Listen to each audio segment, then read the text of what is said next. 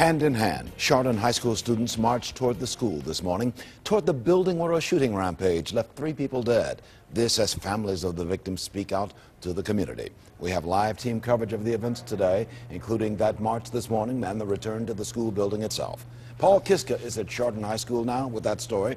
But first we head out to Eastlake where Kristen Byrne is standing by. Kristen? Leon, yes. Well, we just heard from Holly Walczak. She is Nick Walczak's mother. Nick, as you remember, remains at Hillcrest Hospital in serious condition. She let us know about him. We haven't heard much about him so far. So this new information, she said that Nick actually told her he is conscious, and he's talking about how a teacher at Chardon High, Mr. Ricci, actually pulled him from the hallway and into a room. So, of course, they're talking about his heroic actions. She said that Nick was shot in the arm, the back, and the neck as well. And she did tell us that Nick still has a bullet in his cheek, lodged in his cheek. She says that at this point he does not have any feeling in his legs, but the doctors are optimistic, and of course the family is optimistic that he will walk again. We also heard from Demetrius Hewlin's mother, Phyllis Ferguson. She talked about forgiveness a lot today in addressing the media. She talked about how she doesn't have any anger in her heart. She said that Demetrius's death is not in vain because he is an organ donor. He will be donating his organ to 8 other people, helping to save their lives. And she also mentioned that Demetrius will be turning 17 March 8th.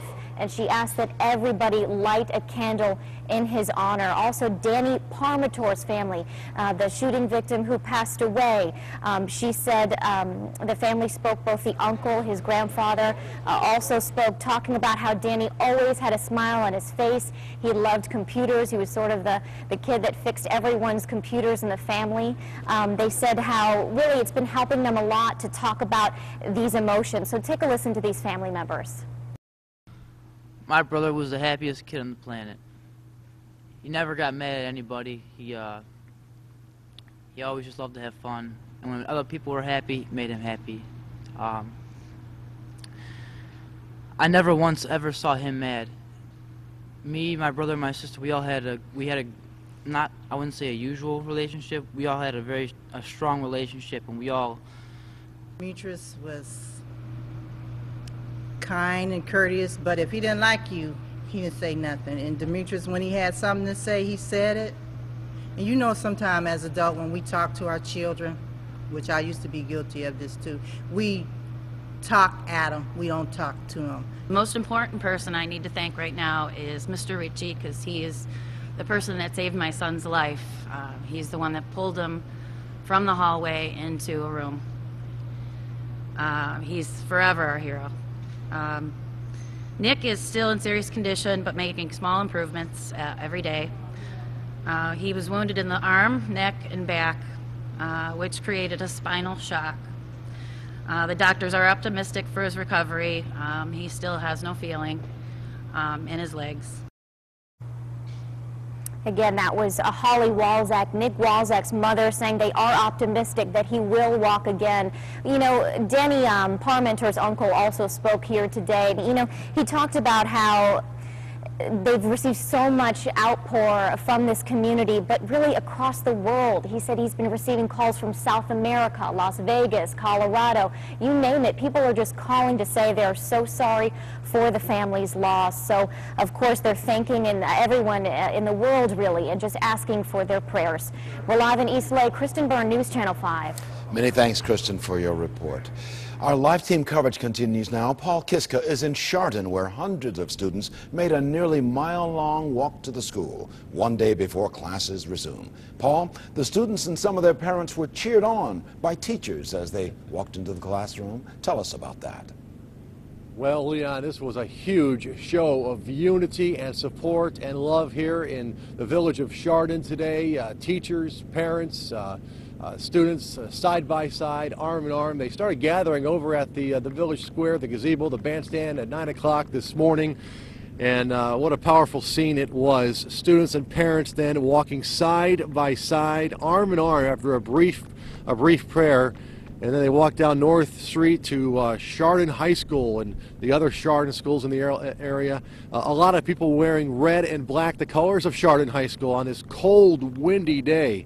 It was an emotional scene as students finished their unity walk at the front doors of Chardon High School. Then it was just a flood of emotions and hugs and smiles and tears as parents and students then walked through the front doors of Chardon High School. I am proud to be a member of the Chardon community. If someone asks me, where are you from, and I say Chardon, and they look at me and with maybe fear in their eyes, it doesn't matter. I am this community and I am proud of it. As I watch my friends walking their kids to school, to not choke up and get tears. It was emotional, but it was also really healing because we all joined together and we all held hands and people clapped us in and it made us feel safe again.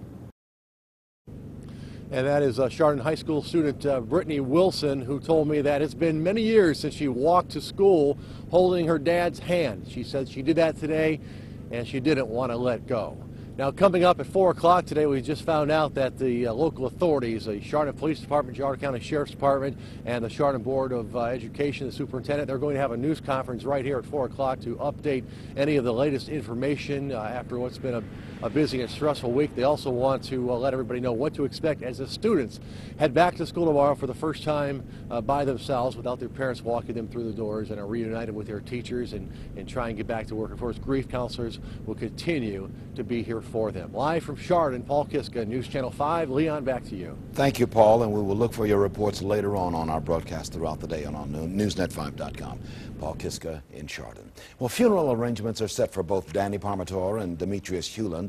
Calling hours for Daniel Parmentier will be held tomorrow from noon to 8 at the Montreal Funeral Home. The funeral is set for 10 o'clock at St. Mary's Church.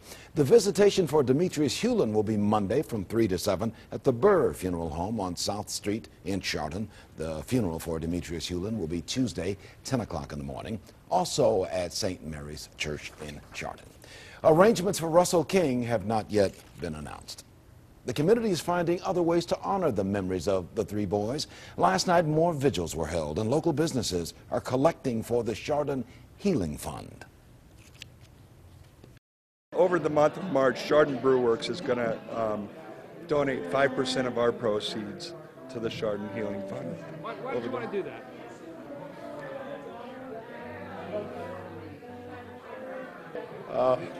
I've got a junior over at the high school, so. It is an emotional time, understandably. The Assembly of God Church also held a prayer service to give the community a platform to express their feelings. It is the same church where the accused gunman, T.J. Lane, attended several times last year. Today, we should know if official charges will be filed against him and what those charges will be. Specifically, by law, prosecutors have to file those charges today. Earlier this week, the Geauga County prosecutor said he expected to charge Lane as an adult. Lane made a brief court appearance Tuesday.